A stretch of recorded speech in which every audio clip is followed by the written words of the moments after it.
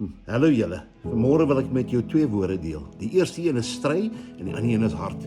Jy weet, soms voel dit asof die lewe jou net teen die grond vasdruk. Hy wil jou net daar hou, daar waar jy is. Jy bid, maar die antwoord kom nie. Jy hoop, maar die situasie verander glad nie. Jy veg, maar die geveg lyk of dit groter is as jy is. Maar vandag wil ek vir jou sê, stry hard. Nie omdat jy sterk is nie, nee, omdat God sterk is.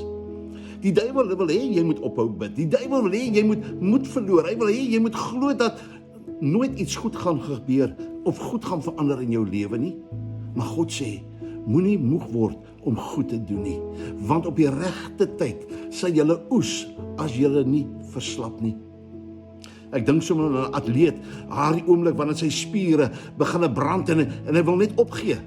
Dis gewoonlik die oomblik net voor die wenstreep.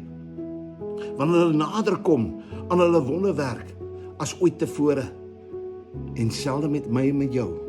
Miskien is jy vandag moeg. Miskien is dra jy trane wat niemand sien vandag nie.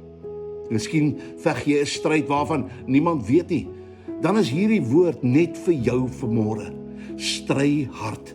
Stry deur die pyn, stry deur die teleurstelling, stry deur die trane, stry deur die donker nag, want God wat jou tot hier gebring het, gaan jou nie los nie. Moenie opgee nie. Moenie terugdraai nie. Moenie tou opgee nie. Jou storie is nog nie verby nie. Jou deurbraak is voor die deur, is nog op pad. En jou God is nog steeds in beheer. Luister mooi, stry hard, want God veg hierdie geveg saam met jou. Amen.